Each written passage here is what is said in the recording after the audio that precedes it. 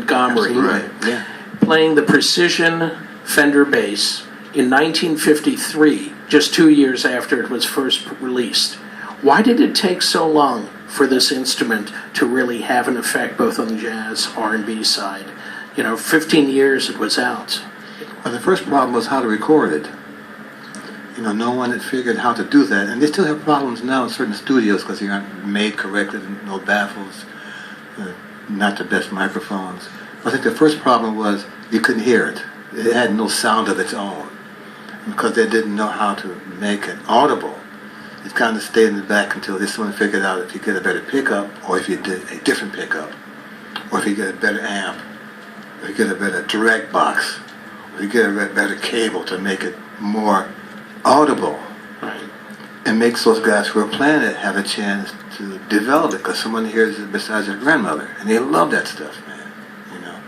I think the other thing was that because it was so far out of the norm of what a jazz bass line should look like, not sound like, what it should look like. People see two guitars, and what they're seeing is not what they're supposed to hear when Mom could play the instrument. He wants them to hear this sound played like this, and until he could get enough audible sound of him playing this concept on this instrument, he couldn't get their attention. And it took a while for that to take place. He hung in there, and Al Hampton trusted him. That he hired this guy to do this job. He figured that if he hired him, he would find a way to get it done, and he clearly did. Yeah, I have to agree. I think because it was in the 50s. Now, ironically, the bass guitar was born in 1951, and I was born in 1951. And also, too, another thing, Charlie Chaplin, the great artist, he was born the same year Kodak developed the film. Interesting, right?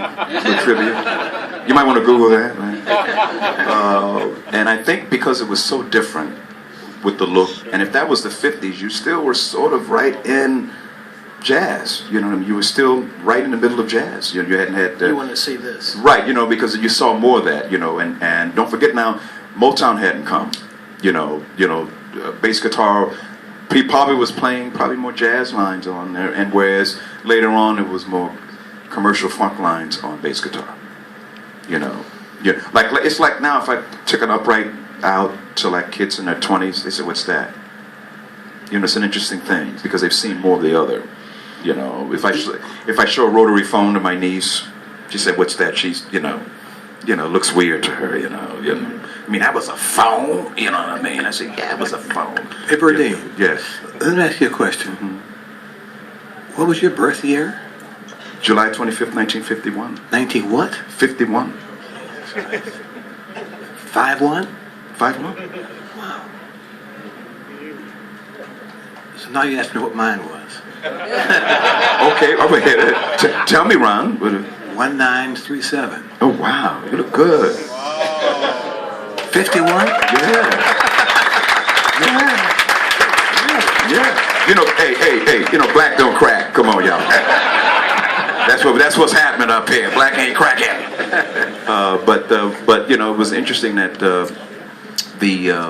when that bass, when it came on the scene, and I think it probably is a Telecaster, and if it's around, it would be worth a fortune, because people are collecting a lot of things now. But we've seen the evolution of the bass come, and I think it took a while because that was 1953. You didn't really get into commercial stuff till like the 60s, yeah. 61, 62, yeah. 65, and then that's when, like, later on 68, when even Quincy was using, like Walking in Space, because I had all those records, all the Miles in the Sky, all those records, man, we collect, at home, and so, it was great to just, for a teenager to be part of that change of all of this that was going on. Wow. Yeah, 51, yeah. Guys, I'm going to open it up to questions from the floor. Frank, are we ready?